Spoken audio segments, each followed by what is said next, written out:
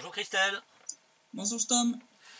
Nous sommes arrivés au SITREP numéro 91, nous sommes le 19 mai 2018 et avant que tu abordes le SITREP proprement dit, je voudrais faire une parenthèse concernant Essar Midani, notre correspondante pour la Syrie. Malgré le fait qu'elle soit en France, nous n'avons pu enregistrer hier soir le SITREP numéro 40 parce qu'elle a été systématiquement attaquée sur sa connexion. Je crois qu'on a reçu à peu près une vingtaine ou une trentaine d'attaques qui déconnectaient systématiquement sa connexion, ce qui signifie que, évidemment, comme ton SITREP à toi, le SITREP sur la Syrie est absolument fondamental et semble clairement déranger beaucoup de services, parce que ça, c'est pas des activités d'amateurs, hein, c'est forcément des services de renseignement. Ils essayent, hein, nous on va continuer, ça prouve en tout cas une chose, c'est que ce que dit Essar, comme ce que tu dis toi, les gêne énormément hein, pour leur politique étrangère, et dénonce en fait leur duplicité et leurs crimes à l'étranger. Voilà. On verra un peu plus tard effectivement que la guerre de l'information est une guerre toujours très importante. C'est ça. Surtout pour l'Ukraine. En tout cas, durant la semaine écoulée, l'armée ukrainienne a violé le cessez-le-feu en République populaire de Donetsk à 202 reprises, soit 36% de plus que la semaine dernière, durant lesquelles elle a tiré 20 obus d'artillerie de 152 mm, 113 obus d'artillerie de 122 mm, 49 obus de chars d'assaut, 2 missiles anti-chars filoguidés, 1568 obus de mortier de 120 et 82 mm. Donc là, on a explosé le score en termes d'obus de mortier, on a plus que doublé. Sans compter les tirs de véhicules de combat d'infanterie, lance-roquettes, système de défense antiaérien, lance-grenades et armes légères qui portent le total à 4993 munitions tirées en une semaine, donc beaucoup plus que la semaine dernière. Il faut y rajouter 40 roquettes de grade qui ont été tirées par l'armée ukrainienne dans la zone grise autour de la station d'épuration de Donetsk, donc ils ne sont pas comptés comme ayant été tirés sur le territoire de la RPD puisque ça a été tiré sur la zone qui est entre les deux lignes de front. Ouais. Je suis pas sûr que ce soit tellement mieux, hein, parce que c'est quand même... Oui, non, ça vise quand même la station d'épuration, ce qui est quand même très dangereux, on reviendra dessus. Et les centaines de tonnes de chlore qui sont toujours entreposées dedans. Ces tirs ont visé 20 localités de la République, il faut y rajouter 24 violations et 685 munitions tirées durant les dernières 24 heures. Bien entendu, suite à une telle quantité de tirs, le bilan humain est catastrophique. On a eu 1 civil mort, 8 blessés pendant la semaine. 2 soldats sont morts, 1 a été blessé. Il faut y rajouter une civile qui a été tuée hier à Gorlovka des suites de ses blessures. Une vieille dame qui a été gravement blessée, elle est morte à l'hôpital. En République populaire de Lugansk, à Troïtskoye, 3 civils, un père, une mère et leur fils sont morts lorsqu'un obus a touché directement leur maison. Le fils aîné a été blessé et hospitalisé. En RPD, les tirs ont endommagé plus de 25 habitations cette semaine, auxquelles il faut rajouter 4 habitations endommagées durant les dernières 24 heures. Donc ça se poursuit. Et c'est pas prêt de s'arrêter vu que les armes lourdes sont toujours présentes en grand nombre sur la ligne de front. Les services de renseignement de la RPD ont détecté 122 pièces d'armement lourd, 2 obusiers tractés Jetson B de 152 mm, 15 obusiers tractés D20 de 152 mm, 28 obusiers automoteurs Akatia de 152 mm, 6 obusiers automoteurs Gvozdika de 122 mm, 6 mortiers Molotov de 120 mm, un système de défense anti-aérien Strela 10, 37 chars d'assaut T-64 et T-72 et 27 BMP, BTR et automitrailleuses. Donc on voit que ça non plus, ça s'arrange pas. Hein.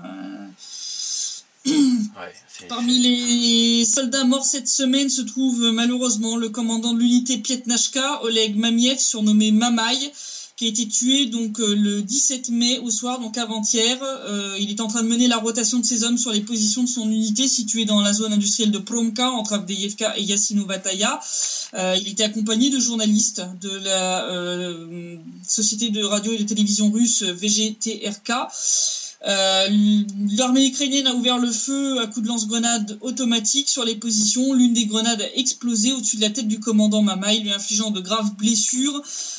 Oleg Mamiev a été emmené à l'hôpital, mais les blessures qu'il avait reçues à la tête étaient incompatibles avec la vie. Il est mort sur la table d'opération après plusieurs heures d'efforts des médecins qui se sont battus pour tenter de sauver le commandant. C'était un commandant qui était apprécié de ses hommes, qui avait un caractère qualifié d'aimable et de solidaire en toutes circonstances par tous ceux qui le connaissaient. Il se battait pour le Donbass depuis 2014, c'était un volontaire venu d'Ossétie du Sud. La cérémonie d'adieu publique a eu lieu ce matin. Donc lors du bombardement qui a coûté la vie au commandant Mamaï, le caméraman et l'opérateur son qui se trouvaient là avec le journaliste russe Alexandre Sladkov ont été blessés. Ils ont été commotionnés. Alexandre Sladkov, quant à lui, va bien. L'un des deux est déjà sorti de l'hôpital. Je l'ai croisé ce matin. Bon, il a l'air de bien s'en sortir. Ça a l'air d'être la première fois qu'il reçoit une commotion suite à un bombardement, donc il a un petit peu l'habitude. Donc là, c'est quand même une perte assez importante. Encore un commandant qu'on perd, donc ça, c'est quand même assez mauvais. Donc j'adresse toutes mes condoléances aux hommes qui se battent dans son unité, et, à ses amis, à ses proches qui pleurent aujourd'hui la perte d'un commandant, d'un ami et d'un frère d'armes. Donc là, c'est quand même assez moche. Oui. En tout cas, cette semaine, l'armée ukrainienne s'est particulièrement acharnée sur 2 points de la ligne de front, donc la périphérie de Gorlovka et la zone de la station d'épuration de Donetsk, qui est donc aussi la prom zone qui se trouve à côté. À Gorlovka, les forces armées ukrainiennes ont concentré leurs tirs sur 3 points de la périphérie de la ville, l'ouest, à savoir la mine Gagarine et la localité de Glubokaya, Zaïtsevo et Golmovski, qui sont situés au nord. On s'est rendu à Glubokaya pour une mission humanitaire pour aider en fait une famille dont la maison a eu le toit complètement soufflé le 12 mai. Samedi dernier, donc, par un obus de char de type Hesh, c'est-à-dire obus à tête d'écrasement. Donc c'est les obus qui ont pour but de détruire le blindage ennemi en provoquant en fait une onde de choc extrêmement violente qui projette en fait une partie du blindage à l'intérieur une fois chauffé. Donc c'est une vraie saloperie. Bon, c'est grâce à ça que seul le toit en fait a été complètement détruit par l'onde de choc. Bon, toutes les portes sont sorties de leur gonds, les fenêtres aussi. Mais si ça avait été un obus de char classique, la maison aurait été complètement détruite et les occupants auraient été tués avec. Donc là, ils s'en sont sortis indemnes. Donc là, on les a aidés, on leur a donné 11 000 roubles déjà pour commencer les travaux de réparation du toit. Et on reviendra si nécessaire. Heureusement que c'est vraiment un tout petit, un tout petit bonheur entre guillemets dans cet océan de malheur, c'est que c'est quand même, on est dans les beaux jours et qu'ils vont pas avoir des infiltrations d'eau, de froid et compagnie. Là, il pleut là aujourd'hui, donc ils ont quand même bâché le toit, mais là il faut quand même qu'ils réparent assez rapidement. Le 16 mai au soir et le 17 mai au matin, c'est sur Golmovski, Zaïtsevo et la mine Gagarine que les forces armées ukrainiennes se sont acharnées à coups d'artillerie de 122 mm et de mortiers de 120. Ils ont tiré 10 obus de 122 sur Golmovski le 16 mai à 19h30. L'un d'eux a atterri près de l'un des étangs du village, tuant une femme de 34 ans, Yelena Voronchenko, donc c'est la civile qui est morte cette semaine dont je parlais plus tôt. Yelena, je l'avais déjà croisée. L'un de mes collègues la connaissait très très bien, il a fait de nombreuses missions humanitaires avec elle, elle fournissait de l'aide humanitaire aux habitants de Golmovski, venait aussi régulièrement en aide au village voisin de Zaïtsevo, qu'on aide aussi beaucoup. C'était une amie d'ailleurs de la mère de Zaïtsevo, donc Irina était vraiment sous le choc quand elle l'a appris. Il faut savoir que plus d'une fois Yelena a risqué sa vie pour évacuer des blessés ou des morts sous les bombardements là où d'autres renonçaient à cause du danger. Elle laisse derrière elle une fille, Elisaveta, les grands-parents étant morts eux aussi. La jeune fille se retrouve orpheline. On a, avec les collègues, décidé de contribuer, bien entendu, aux frais d'obsèques. Et on est en train de voir si on peut aider Elisaveta. Donc, on est en train de voir si quelqu'un peut la prendre en charge. Sinon, nous sommes en contact avec des maisons d'accueil pour enfants qui se retrouvent orphelins, des orphelinats de type familial. Et on est en train de voir, au pire, si elle pourrait être accueillie là-bas. Donc situation. Je pense, moi je vais faire une petite parenthèse là, mais je pense que c'est aux chancelleries allemandes et françaises qui devraient prendre en charge cette petite fille, parce que c'est à cause de leur passivité que Kiev de leur silence que Kiev continue ses conneries. Un peu plus loin, un autre obus avait perforé le toit d'un immeuble. Il est même rentré ensuite dans l'appartement du dernier étage, endommageant l'appartement en question. Heureusement, les habitants ne s'y trouvaient pas à ce moment-là. Donc en fait, comme ils ont entendu les tirs, ils s'étaient réfugiés au sous-sol. J'ai pu voir la fille du couple et en fait, elle m'a dit que l'obus est tombé carrément dans sa chambre. Ah oui, donc, d'accord. Donc si elle avait été là à ce moment-là, il s'y passait quoi. Le 17 mai au matin, là c'est à coup d'obus de mortier de 120 mm que l'armée ukrainienne a repris les tirs sur la même zone, heureusement sans faire de victimes cette fois-là. Pour information, l'étang est à 2 km de la ligne de front, l'immeuble à 1 km, il n'y a que des civils, il n'y a pas de soldats, pas de base, pas d'équipement militaire, donc c'est un crime de guerre.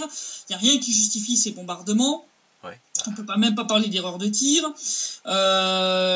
L'autre point donc chaud de la ligne de front, c'est bien sûr la zone entre Avdiivka et Sinovataya et donc la station de la zone d'épuration. Si le 16 mai, le changement d'équipe a pu finalement se faire sans danger après 3 jours sans pouvoir changer d'équipe, donc il y a une équipe qui a passé 3 jours sur place. Hein. Ils avaient à peine de la bouffe. Et ils étaient sous les bombardements. Ils ont passé 3 jours comme ça. C'est hein, effarant. C'est effarant. Mais que font les chancelleries françaises et allemandes, bordel de merde. Excusez-moi de grossier, mais... Je vais Spignol. Voilà, désolé. C'est effarant. Fallait que ça sorte.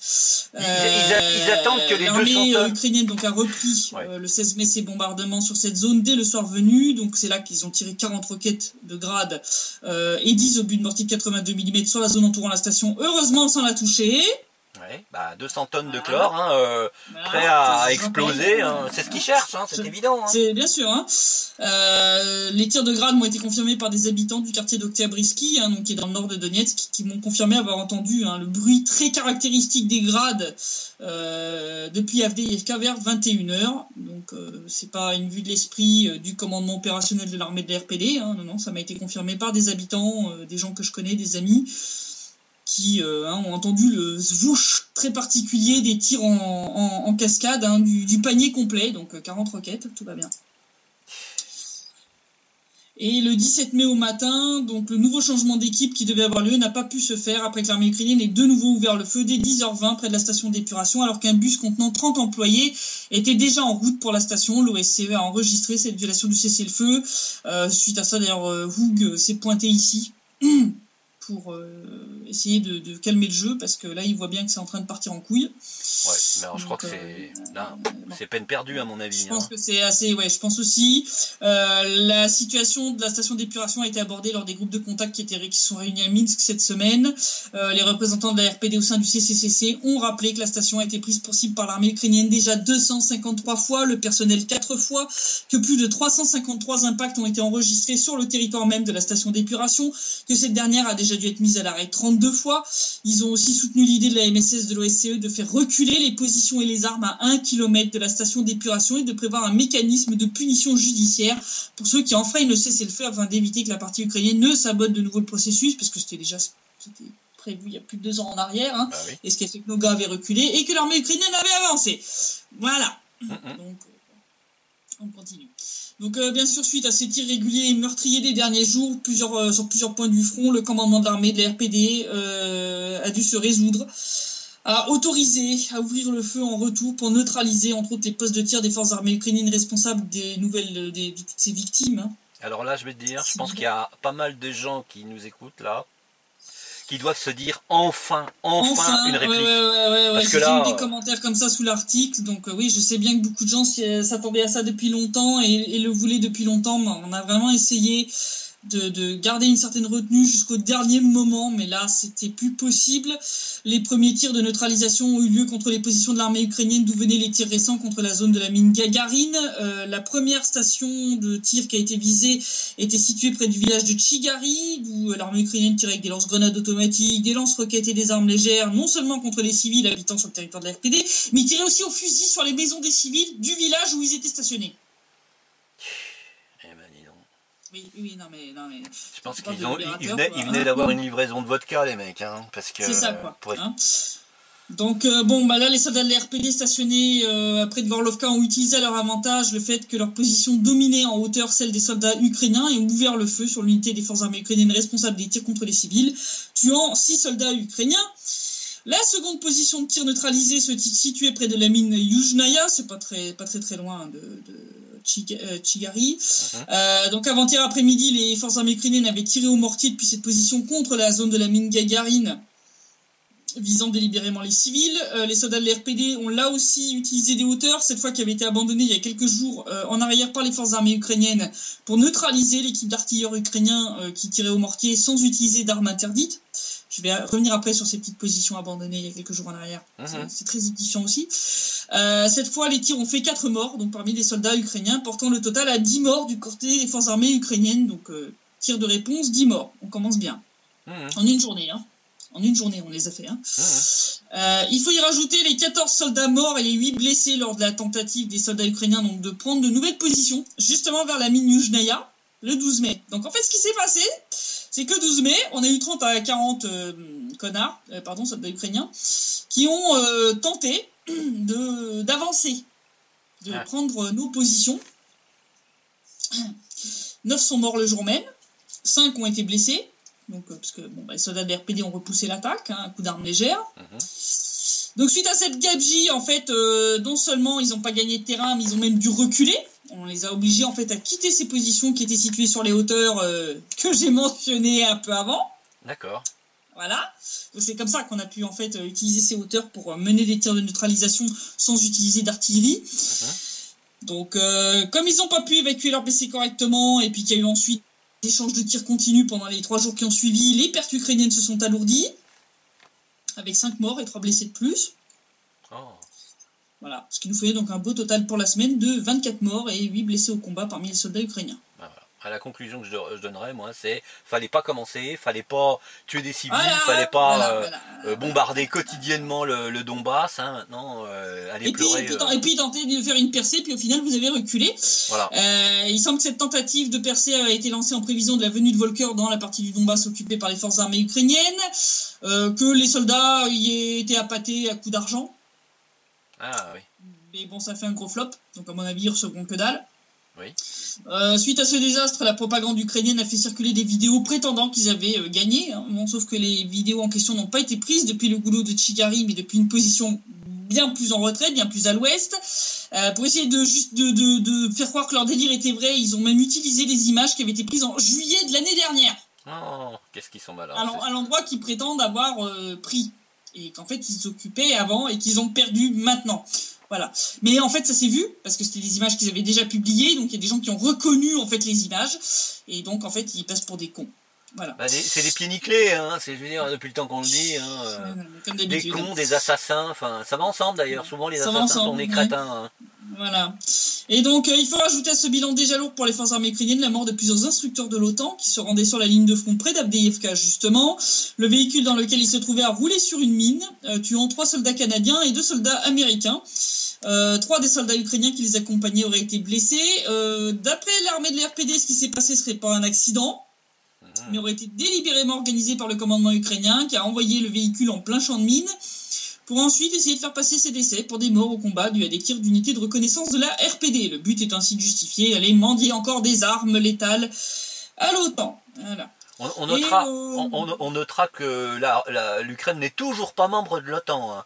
Non, et que par définition, là on a la preuve encore une fois que l'OTAN se mêle de ce qui ne regarde pas. Voilà. Comme d'habitude, voilà. Et puis qui violent au passage leur parole de jamais s'étendre à l'Est. C'est ça. Voilà. Je dis ça, je dis rien. En termes de pertes hors combat, c'est pas beaucoup mieux, puisque une information a été sortie par Anatoly Matios, hein, le procureur général militaire ukrainien, selon lesquels 33 soldats ukrainiens se sont suicidés depuis le début de l'année. Voilà, c'est toujours de mieux en mieux aussi. On voit qu'il y a une grosse concentration de tirs contre Gorlovka. Le but, semble-t-il, serait de détourner l'attention de la zone de préparation principale d'offensive qui se trouve en réalité dans le sud, donc vers Mariupol, où l'armée ukrainienne accumule actuellement armes et munitions. Il y a actuellement moins de tirs sur cette zone, justement parce qu'il semble qu'ils sont en train de les économiser. Cette hypothèse a été confirmée par une fuite de la 30e brigade, où un document nous a été fourni confirmant que la brigade se tient prête pour une offensive, ainsi que par des mouvements de chars d'assaut près de la ligne de front dans cette zone qui sont attestés par les services de renseignement de la RPD. Donc, on s'attend à ce que ça dérape vers la zone, à mon avis, Sakhanka, Kominternovo, etc., etc. Bon, pendant ce temps-là, côté ukrainien, Kiev a un gros problème de scandale qui est en train d'éclater concernant ses diplomates. Ah oui. Oui. Hein? Alors quand on dit, et je suis pas la seule, qu'il y a un vrai problème d'infestation des autorités ukrainiennes par les néo-nazis et l'idéologie qui va avec, hein, et que tout le monde me sort que c'est pas vrai, que c'est des cas isolés, des exceptions, et que c'est pas des néo-nazis mais des simples nationalistes. Bon, là je suis désolé pour vous, mais le lièvre qui a été levé par Anatoly Shari, donc qui est ce blogueur ukrainien qui est réfugié en Europe, je le rappelle, hein, parce qu'il a été menacé par les néo-nazis en question, hein, parce qu'ils aimaient pas trop qu'ils racontent la vérité sur eux. Donc il a levé un lièvre le week-end dernier qui est quand même énorme. C'est en train d'éclabousser complètement Kiev. Parce que là, on a d'authentiques néo-nazis et ils sont pas qu'un seul. Ouais. Oui, oui. Donc il a fait 3 vidéos en tout. Donc dans la première, en fait, il nous montre le mur Facebook de monsieur Vassil Marouchinets, un Ukrainien parmi tant d'autres, hein, qui tient des propos ouvertement antisémites, xénophobes, qui prône l'extension de l'Ukraine aux dépens de ses voisins hongrois, russes ou polonais, qu'il appelle à exterminer d'ailleurs. Il se parle et puis glose, hein, enfin, et vraiment, il en fait des tonnes sur l'arianité du peuple ukrainien. Oula. Chante la gloire des héros de l'Ukraine comme Roman Shushkevich, Bandera et tout ça. Elle fait même des saluts nazis en l'honneur de l'Ukraine arienne. Oui, oui, on vous mettra des petites photos, vous pourrez juger. C'est authentique. Je vous jure, c'est vrai. C'est pas un fake. Il dit lui-même, il fait un salut nazi, le salut à la Hitler, en disant gloire à l'Ukraine arienne. Si vous avez envie de vomir, désolé. Ah oui, on a oublié de dire qu'il faut prévoir le petit sac. C'est ça. Donc on mettra quelques-uns de ces posts en photo au fur et à mesure que je déballe le truc, parce que c'est quand même, je pense que ça se passe de commentaires, hein, entre le drapeau ukrainien en mode drapeau de l'UPA, rouge et noir, avec une svastika jaune sur fond bleu. Ce qui est très moche, hein, d'ailleurs. Mais bon. Ce qui est très moche d'ailleurs, et en plus ça fait saigner des yeux et ça donne envie de vomir, mais ça en dit long. Je veux dire, quand tu mélanges un symbole nazi avec un autre symbole néo-nazi, hein, parce que le drapeau de l'UPA, je rappelle l'UPA, qui était l'armée insurrectionnelle ukrainienne qui a massacré des juifs, des polonais, des russes, des russophones du Donbass, des tziganes. Qui a participé au massacre de Babillard. De Babillard, enfin bon, voilà. Hein, pas la peine de regarder sur le Wikipédia français, il a été nettoyé. Allez regarder sur le Wikipédia en anglais. Voilà. Hein, donc bon, quand tu vois des trucs comme ça, t'as compris qui est le Gugus. Hein, voilà, l'affaire aurait pu en rester là. Sauf que ce cher Vassil Marouchinets n'est autre qu'un consul ukrainien travaillant au consulat de Hambourg. Je rappelle qu'en Allemagne, ce genre de truc, il n'y a aucune complaisance. Hein, ça passe très très mal. Hein. Ah oui, c'est clair. Hein. Oui, oui. Voilà, ça passe très très mal, c'est clair. Voilà, donc bien sûr l'excuse sortie par certains défenseurs de l'Ukraine fut que ce compte est un faux, argument auquel Anatoly a répondu dans une deuxième vidéo, en prouvant que la présence de photos personnelles avec sa femme et sa famille, qui ne sont trouvables nulle part ailleurs, montre bien que c'est bien son compte. L'autre excuse sortie est que sa hiérarchie et le ministère des Affaires étrangères n'étaient pas au courant de ses propos ouvertement néo-nazis, mais là aussi Anatoly est intelligent et avait déjà prévu sa seconde vidéo, hein, donc où il démonte totalement cet argument. Donc il s'est amusé dans la vidéo à parcourir la liste d'amis de Vassil Marouchinets, ainsi que ses posts, voir qui a liké quoi. Alors on retrouve une tripotée là-dedans de gens qui travaillent comme diplomates pour le ministère des Affaires étrangères ukrainien, dans les amis. Voilà. Ouais. Et un bon nombre d'entre eux ont régulièrement liké ces posts antisémites, prouvant que non seulement ils les ont vus, mais qu'en plus ils étaient d'accord avec ce qui était écrit, en plus. Hein, histoire d'en rajouter une couche. La consul générale de Hambourg n'a pas non plus, d'ailleurs, elle-même été choquée dans le monde réel, hein, cette fois, quand les collègues de Vassil lui ont offert pour ses 60 ans un gâteau Mein Kampf, qu'il a fièrement affiché sur son mur Facebook. Alors s'il y avait un doute encore... On mettra la photo, hein. Je vous jure, c'est pas une blague, on vous mettra la photo, c'est pas du tout une blague. Donc les collègues lui ont offert, ils ont fêté son anniversaire au bureau avec un gâteau Mein Kampf, en Allemagne, à Hambourg. La consul générale, elle a rien dit. Le pâtissier a pas trouvé ça bizarre À mon avis, c'est du fait maison. Hein, ouais. À mon avis, hein, c'est les collègues eux-mêmes qui ont dû le faire. Hein, parce que je crois qu'en Allemagne, tu trouverais pas un pâtissier qui accepterait de tout faire un truc comme ça. Hein. Oui, oui. Je pense pas, hein, personnellement. Voilà. Alors, parmi ceux qui ont liké ces posts, le plus souvent, on retrouve entre autres un ancien ambassadeur d'Ukraine en Inde et au Népal, qui est toujours actuellement président de l'ONG Ukraine-Inde, des gens qui travaillent à l'Académie diplomatique d'Ukraine. J'imagine l'enseignement que vont recevoir les futurs diplomates ukrainiens là-dedans. Un professeur à l'Académie nationale du ministère de l'Intérieur ukrainien. Là aussi, je pense que ça se passe de commentaires sur le niveau de l'enseignement qui va être fourni. Hein, voilà. Un grand nombre, donc comme je disais, de personnes qui travaillent au ministère des Affaires étrangères ukrainien, le président du Centre d'information et de culture germano-ukrainien à Düsseldorf. On retrouve aussi, là je donne les noms, bon, j'ai mis plus de noms dans l'article, on mettra le lien, les gens pourront aller regarder, hein, là c'est pour essayer de passer assez rapidement. Mais se trouve aussi dedans Ina Agniviec, qui est ambassadrice d'Ukraine au Portugal. Non, c'est pas une blague. Hein. On mettra aussi la photo de l'affiche de cette madame. Et surtout Igor Lossovski, qui est quand même vice-représentant permanent d'Ukraine auprès des organisations internationales à Vienne, dont l'OSCE. Oh, rien que ça. Ouais. Ce monsieur, alors, like des posts antisémites, tout en écrivant sur son mur après des cérémonies officielles dédiées aux victimes de l'Holocauste, plus jamais ça. Là, niveau hypocrisie, là, on est dans le cosmos, là. On n'est même plus dans la haute stratosphère, là, on est dans le cosmos. Voilà. Et ce monsieur glose aussi sur l'arianité du peuple ukrainien sous un post à ce sujet en disant « Oh, donc nous ne sommes même pas des Slaves, mais des Ariens. Est-ce que vous le saviez, Hitler, lorsque vous pensiez que nous étions une sous-race des Untermenschen ?» Voilà.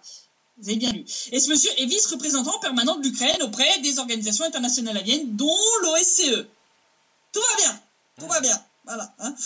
Et puis pour prouver définitivement que sa hiérarchie ne pouvait pas ignorer son idéologie politique avant même qu'il vienne à Hambourg, ce monsieur avait posté sur son mur Facebook, là aussi on mettra la photo, de 2004 à 2006, il avait une photo de son bureau. Derrière lui, tu as le drapeau de l'UPA, donc l'armée insurrectionnelle ukrainienne, qu'on a cité avant.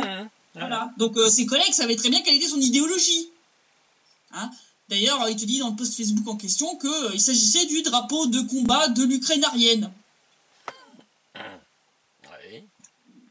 Non mais franchement, heureusement que j'ai pas mangé tout de suite avant de faire le site-rep, hein, parce que bon, suite à l'explosion de ce scandale, parce que Charlie il a bien fait le truc, il a fait envoyer sa vidéo à des députés israéliens de la Knesset, à des députés polonais, à des députés allemands, donc je te raconte pas, ça a fait Tali a traduit les 2 premières vidéos en français, on mettra les liens là aussi. Donc bien entendu ça a commencé à se répandre comme une traînée de poudre, donc le ministère des Affaires étrangères ukrainien a décidé de officiellement lancer une enquête. Hein. Oui. Bon, il semble qu'ils veulent essayer de faire payer le lampiste, donc ils vont le muter ailleurs, hein. Sauf que le problème, comme on peut le voir, est bien plus vaste, c'est pas juste ce monsieur, hein. T'as Pavel Klimkin qui s'est fendu d'un post sur les réseaux sociaux disant que des gens qui tiennent de tels propos antisémites et semant la haine entre les ethnies n'ont pas leur place au sein du ministère. Klimkin, si tu le penses vraiment, c'est plus une enquête que tes services vont devoir mener, mais une véritable purge digne de Staline. Hein? Parce que c'est ça le vrai visage des autorités ukrainiennes post-Maïdan, hein, que Kiev essaie, et l'Occident aussi, hein, parce que bon, on va pas dire qui est-ce qu'on finance réellement, hein. Donc là, tout ce petit monde essaie de cacher sous le tapis, c'est marrant, hein, les médias français ils en parlent pas, hein, de ce bordel, hein, de ce scandale, hein. Parce que le vrai, c'est que Kiev actuellement, c'est quoi? C'est une idéologie néo-nazie déguisée sous les haillons du nationalisme et du patriotisme. Mais il faut pas s'y tromper, c'est bien du néonazisme et c'est pas des exceptions. Hein. Là, on a des dizaines de personnes au sein des administrations ukrainiennes, du ministère des Affaires étrangères, des diplomates qui tiennent des propos appelant à exterminer les Juifs, niant l'Holocauste, appelant à exterminer les Russes, les Hongrois, les Polonais, les Roumains, à étendre le territoire de l'Ukraine aux dépens de ses voisins. Enfin, tu te dis, mais c'est délirant. Et ces gens-là, tous ces gens-là, toute cette administration ukrainienne est soutenue et financée par l'Union européenne. Voilà ce que l'Union européenne soutient et finance. Hein. Le renouveau du nazisme à ses portes et même en son sein grâce à l'accueil de tous ces diplomates qui cachent même pas leur idéologie. Ouais, je veux dire, comment ça se fait que les services de renseignement allemands n'étaient pas au courant que ce gars et ses collègues, parce que pour lui offrir un gâteau Mein Kampf, c'est que les collègues au sein du consulat à Hambourg sont peu ou prou de la même idéologie que M. Marouchinietz quand même. En tout cas, ça n'est qu'un secret de polichinelle du coup dans les services. Hein. Voilà. Parce qu'on n'offre pas un gâteau effectivement sans avoir une idée de l'idéologie du type à qui on l'offre. Et puis si on n'est pas d'accord avec, je veux dire, voilà, t'as un collègue ouvertement néo-nazi, moi j'irais pas lui ouvrir un gâteau Mein Kampf, tu vois, je lui foutrais plutôt mon poing dans la gueule. Et je signalerais ça à ma hiérarchie.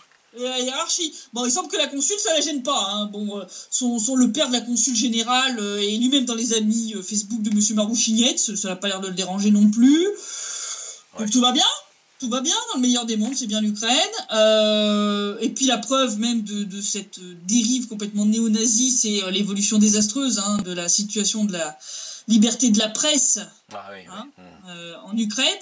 Une fois de plus mise en lumière après l'arrestation par le SBU le 15 mai du rédacteur en chef de RIA Novosti Ukraine, Kirill Vichinsky. Il a été mis en détention provisoire pour 2 mois, accusé de haute trahison pour avoir simplement dit des vérités qui ne plaisent pas à Kiev. Et surtout Poroshenko qui espère se faire réélire l'an prochain alors qu'il n'est crédité que de 4% d'intention de vote. Bien entendu, cette arrestation a provoqué un scandale à Moscou, mais aussi au sein de la Fédération internationale des journalistes qui s'est soulevée contre cette histoire, et Reporters sans frontières qui là a vivement réagi, exigeant soit que Kiev étaye ses accusations, parce que c'est des accusations graves, haute trahison. Ah bah oui, comment donc soit en gros RSF a dit soit vous avez des preuves solides, soit vous devez libérer immédiatement Monsieur Vichinsky. Parce que là, ils ont dit c'est n'importe quoi. Je veux dire, là, ils commencent à en avoir marre, je pense, Reporters sans frontières. Je pense que, parce que je rappelle que c'est pas le premier. Vichinsky, c'est pas le premier à être persécuté comme ça. Je rappelle que depuis le Maïdan, on a déjà plus de 7 journalistes qui ont été poursuivis judiciairement en Ukraine pour des motifs délirants. Certains sont toujours en prison, d'autres sont toujours actuellement poursuivis. Certains se sont enfuis à l'étranger. Un autre qui est un ancien volontaire de l'OAT, celui qui s'était excusé là pour le jour du pardon, il avait été kidnappé et torturé par des bataillons néo-nazis quand il a commencé à dire la vérité sur ce qui se passait dans la zone de l'OAT. Résultat, il a dû s'enfuir et demander l'asile politique en Europe, comme Anatoly Shahari. Et comme un autre, comment il s'appelle? Il y en a encore un autre qui a aussi dû s'enfuir quand des néo-nazis ont débarqué en pleine nuit devant chez lui, ont tenté de défoncer sa porte en menaçant de le tuer. Je parle même pas de ceux qui ont été tués à Kiev, comme Oles Bouzina, comme Cheremiet. Dans le Donbass, alors là, on arrête de les compter. Sans parler des journalistes étrangers expulsés d'Ukraine, qu'ils soient russes, espagnols. Je crois même qu'il y a eu un Polonais aussi qui avait été expulsé. Bon, ça n'arrête pas. Bon, clairement, il serait peut-être temps. Bon, Harlem Désir à l'OSCE a dit oui que c'était pas acceptable. Bon, mon gars, ce serait peut-être temps que tu justifies ton salaire. Ça serait peut-être temps que la France se bouge le cul. L'Allemagne aussi et fasse pression sur Kiev pour faire libérer Vichinsky, parce que là, c'est une honte totale. Ouais, mais... je veux dire, il y a rien qui étaye. C'est n'importe quoi. Alors, je sais bien qu'il y a des trolls pro-autant qui sortent. Oui, mais la Russie aussi a arrêté des journalistes. Bon, alors les journalistes ukrainiens qui ont été arrêtés en question s'apprêtaient à commettre des attentats terroristes. Mais c'est pas vraiment la même chose, oui. C'est pas la même chose, Ils ont pas été accusés de haute trahison pour avoir tenu des propos pro-ukrainiens. Non, c'est pas ça. Je veux dire, les mecs qui préparaient des attentats terroristes sur la péninsule de Crimée. Je veux dire, faut quand même remettre les choses un peu à l'endroit et l'église au milieu du village. Donc là, c'est quand même une dérive qui est extrêmement grave. Donc là, les journalistes en Ukraine sont en danger, qu'ils soient ukrainiens ou étrangers. Donc vraiment, on voit qu'on peut pas dire la vérité en Ukraine, c'est pas possible. Et c'est encore une fois le silence des chancelleries allemandes et françaises. Les chancelleries allemandes. D'ailleurs, j'en profite parce que j'ai vu, il y a des gens qui avaient commenté suite à mes derniers articles concernant les attaques contre la station d'épuration, en disant oui, mais bon, en gros, on n'a que votre parole, pourquoi vous n'allez pas faire un reportage sur place? Oui, exact, oui. Je vais expliquer. Alors, la station d'épuration de Donetsk, c'est la zone grise. En pleine zone grise. Voilà. Elle est en pleine zone grise. Elle est entre les positions de l'armée de la RPD et les positions ukrainiennes. Donc, pour des raisons évidentes de sécurité, seuls ceux qui ont des raisons absolument valables de s'y rendre ont le droit de s'y rendre. C'est-à-dire les employés de la station. Sans quoi elle ne fonctionnerait plus. Les gens du ministère des situations d'urgence, pour tout ce qui est déminage, vérification qu'il n'y a pas d'obus non explosés après chaque attaque de l'armée ukrainienne. Et les observateurs de l'OSCE ou de l'ONU. Ce sont les seuls qui sont habilités à se rendre sur place. Donc, je comprends que c'est un peu dur de se dire « Ouais, mais bon, on n'a pas de preuves, de vidéos comme je peux faire quand il y a eu des bombardements à Golmovski ou à Glubokaya. J'en suis désolé. Mais pour des raisons de sécurité, l'armée de l'RPD ne me laissera même pas passer les blocs-postes qui mènent à la station d'épuration. Surtout quand on voit là ce qui se passe avec les journalistes, je veux dire, la RPD ne va pas se permettre de prendre le risque que ces journalistes soient au choix pris pour cible ou kidnappés par des soldats ukrainiens. Parce que je rappelle que les positions les plus proches sont à peine à quelques dizaines de mètres de l'entrée de la station d'épuration. Je rappelle que tu fais partie de ceux qui ont été mis en exergue. Quasiment tous les journalistes qui travaillent en RPD sont sur le site Mirodvorets. Voilà. Nous sommes menacés de mort régulièrement. Donc on peut pas se permettre ça. Je veux dire, voilà. Bah là, c'est un carton garanti. Hein, les postes ukrainiens, ils sont juste à côté de la station d'épuration. Ils sont juste à côté de la station d'épuration. Ils sont à peine à quelques dizaines de mètres de l'entrée. Donc voilà. Donc je suis désolée si je ne peux pas aller faire de reportage sur place. Personne ne peut aller en faire. Hein. C'est aussi simple que ça. C'est pour ça qu'à chaque fois qu'on a des photos ou des vidéos, elles sont faites soit par la direction de la station d'épuration quand ils se rendent sur place, ou par le ministère des situations d'urgence ou l'OSCE, tout simplement parce que ce sont les seuls depuis 1 an et demi, 2 ans à avoir l'autorisation de se rendre là-bas pour des raisons évidentes de sécurité. Donc voilà, c'était une petite aparté. Bienvenue dans ma vie de journaliste dans le Donbass. Voilà, c'est comme ça j'explique un petit peu pourquoi je peux faire certains trucs et pourquoi je peux pas vous faire de reportage sur d'autres sujets. C'est comme ça, c'est indépendant de ma volonté. Et pendant ce temps-là, à Kiev, alors on a deux pendant ce temps-là à Kiev, qui concernent tous les deux la Crimée, hein, puisque suite à l'inauguration du pont de Crimée, Kiev et ses patrons occidentaux ont complètement pété un câble. Bah, complètement. Donc, le premier, c'est les autorités ukrainiennes qui n'ont rien trouvé de mieux à faire que de monter dans la région de Kherson, qui est donc la région limitrophe avec la Crimée. Donc ils ont mis sur place une patrouille de police, qui s'appelle la patrouille de police de la Crimée et de Sébastopol. C'est pas un fake, hein, ça vient de la page Facebook du bureau régional de la police nationale ukrainienne. Donc bien sûr, toute personne qui a 2 neurones en état de fonctionnement va se demander mais à quoi ça sert une patrouille de police dédiée à la Crimée alors que la péninsule est plus sous le contrôle de Kiev et qu'ils peuvent pas y mettre les pieds.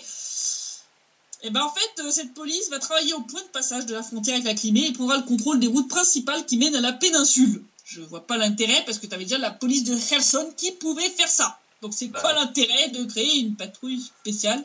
Je vois pas. Ouais. C'est peut-être débile, hein, mais bon. Il est prévu que cette police travaille aussi main dans la main avec les habitants de Crimée qui ont quitté la péninsule, c'est-à-dire toute la bande de terroristes du genre tatar de Crimée. La minorité. Les Méjis, les Tatars de Crimée, hein, ceux qui veulent faire des attentats en Crimée, noter les plaques d'immatriculation des gens qui vont rouler sur le pont et autres conneries du même tonneau. Hein, voilà, donc c'est des gens quand même qui ont des idées assez particulières, n'est-ce pas? Oui. La réaction venant de Crimée ne s'est pas fait d'attendre. Le vice-premier ministre de la République autonome de Crimée, Dimitri Polonsky, l'a qualifié de blasphème et de nouvelle étape dans la création de départements virtuels. Il a d'ailleurs souligné que les institutions internationales devraient se pencher sur cette lubie et étudier de près le travail de cette unité de police. Parce que bon, on se doute bien qu'en vrai, ils vont certainement à moitié racketter les gens au blog-post. Oui, c'est à ça que j'ai pensé, ouais. Moi, je pense que c'est ça. L'activité principale, ça va être ça, ouais. Ça va être ça. En tout cas... les autorités criméennes ont tenu à rassurer les habitants. Le travail de ces patrouilles n'affectera en rien la vie des Criméens, vu qu'ils foutront pas le pied sur la péninsule de Crimée, que c'est juste une énième lubie de Kiev. Voilà. L'autre délire concernant la Crimée, et surtout son pont, est venu cette fois des États-Unis, et surtout de l'hebdomadaire américain Washington Examiner, dans lequel un journaliste, je mets des guillemets, hein, parce que quand t'écris des conneries comme ça, moi je trouve que... non, moi je dirais que ça illustre tout à fait ce qu'on appelle l'aura du journaliste occidental, c'est-à-dire vraiment l'incompétence et l'arrogance, quoi. Alors là, c'est même pire que ça. Enfin, pour moi, ce mec-là, il devrait se faire retirer sa carte de presse, parce qu'il a quand même, ni plus ni moins que proposé à l'Ukraine un plan d'action détaillé pour aller faire sauter le pont de Crimée. Ouais. Alors ça s'appelle incitation au terrorisme. Oui. D'ailleurs, la Russie a porté plainte contre le Gugus en question. Ouais, absolument. Donc, dans cet hebdomadaire américain, ce journaliste, entre guillemets, a appelé à frapper depuis les airs le pont de Crimée. Il a même proposé un mode d'emploi détaillé pour effectuer au mieux cette frappe, en disant que s'il n'est pas possible de détruire le pont en entier, il sera au moins possible d'y paralyser temporairement la circulation. Donc cet article s'intitule « L'Ukraine devrait faire sauter le pont de Crimée de Poutine ». C'est pas le pont de Poutine, c'est le pont de Crimée, hein, déjà pour commencer. Alors son auteur Tom Rogan, donc gardez bien en tête ce nom pour le futur tribunal pénal international, parce que celui-là il aura sa bonne place. Ah oui, il est gratiné même. Voilà, il a qualifié l'ouvrage de scandaleux affront à la crédibilité de l'Ukraine en tant que nation et estime que l'Ukraine devrait détruire les éléments de ce pont. Il a souligné qu'heureusement l'Ukraine a des moyens pour lancer des tirs contre le pont de sorte que celui-ci soit au moins inutilisable. Il a souligné que du fait de sa longueur importante, les forces aériennes ukrainiennes pourraient frapper le pont en minimisant les risques de faire des victimes parmi ceux qui l'empruntent. Pour ce pseudo-journaliste, la destruction du pont provoquerait extrêmement probablement, non c'est même pas extrêmement probablement, c'est de manière certaine à 300%, une escalade de la situation, mais que Kiev enverrait ainsi à Moscou un signal clair que les Ukrainiens n'acceptent pas d'atteinte à son territoire. Bon, alors écoute mon gars, en plus de faire de l'incitation au terrorisme, ça s'appelle incitation à déclencher une guerre illégale. Oui. Voilà, hein, ça s'appelle incitation à déclencher la Troisième Guerre mondiale. Donc, oui, c'est à peu près ça. C'est à ça que ça va revenir, hein, à peu près. Hein, voilà, parce que... voilà. C'est exactement ça. D'ailleurs, Vitaly Podvitsky, qui est un célèbre caricaturiste, hein, que j'aime beaucoup ses caricatures.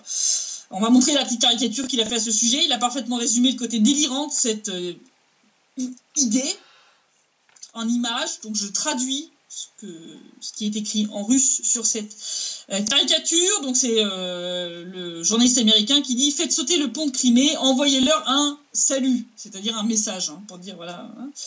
Et là l'Ukrainien qui lui répond: et s'ils me répondent salut? Oui, parce que c'est ça qui va arriver.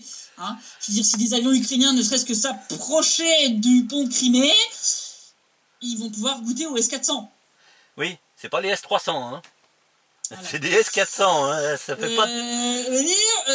non seulement les avions ukrainiens seraient détruits en plein vol, mais je pense que dans la foulée, là pour le coup, ils verraient l'armée russe débarquer pour de bon dans le Donbass. Oui, oui. Hein, comment vous dire? Là vous allez voir la différence. Remarquez, ça peut être une expérience intéressante, vous pourrez comparer le avant-après. Hein, voilà. Ça. Là, ils pourront prendre des photos satellites, il y aura effectivement l'armée russe. Ouais, quoi, hein. Voilà. Non, mais sérieusement, enfin, je veux dire, c'est comment même le rédacteur en chef du Washington Examiner a pu laisser passer un machin pareil. Faut être complètement con et ou bon pour l'asile psychiatrique. Et le journaliste et le rédacteur en chef qui a laissé passer ça. Parce que les enfants, vous êtes là en train d'appeler à commettre ce qui s'appelle un acte terroriste contre une infrastructure civile.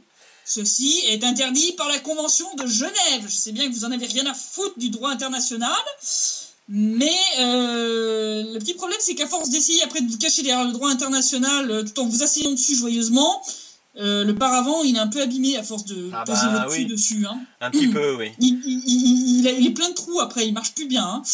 Hein. Donc, non, mais non, vraiment idée débile. J'espère que Kiev va pas suivre vos idées de taré. Bah comme on a affaire à des cinglés aussi, malheureusement, je crains le pire. Hein. Oui, voilà. Mais il ne faudra pas me dire chialer après. Mais là, on voit vraiment que les États-Unis poussent l'Ukraine à la guerre. On voit bien que, clairement, les accords de Minsk, voilà, plus personne n'en parle. Comment dire? Mais non, là, franchement, c'est du délire. En tout cas, au vu de la tendance actuelle, du nombre de victimes de bombardements qui augmente, j'ai peu d'espoir que la visite de Hoog change grand-chose.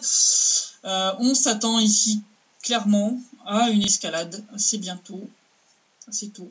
Là, on s'attend à ce que ça dérape d'ici peu de temps, puisque maintenant on commence à répondre, puisqu'on n'a plus de choix. Donc à partir de là... Ils l'ont fait exprès, c'est-à-dire ils ont tiré... Ils l'ont fait exprès, hein. De toute façon ils l'ont fait exprès, mais bon, il y a rien à un moment où c'était plus possible de se retenir. Donc je pense que ça risque de partir en live d'ici pas très longtemps. Et donc on risque d'avoir un été très chaud ici. Et pas seulement à cause des températures. Donc situation à suivre de très très près. Et entre autres dans le sud de la RPD, qui risque de devenir peut-être un théâtre d'opération important. Si les informations que nous avons obtenues sont justes, et que, en gros, ce qui se passe à Gorlovka ne serait que, en gros, une distraction. Un contre-feu, oui. Enfin, c'est... Un contre-feu, voilà. Une diversion. C'est comme ça le terme précis. Voilà. C'est... Tu fais un bombardement juste pour attirer l'attention à un point qui ne soit pas du tout celui qui va être utilisé pour une offensive. C'est ça. Donc, situation à suivre. En tout cas, j'encourage de nouveau nos lecteurs à nous suivre sur les différents réseaux sociaux, sur Telegram, pour avoir les informations en live s'il y a des bombardements de nouveau importants et des victimes et ou des destructions.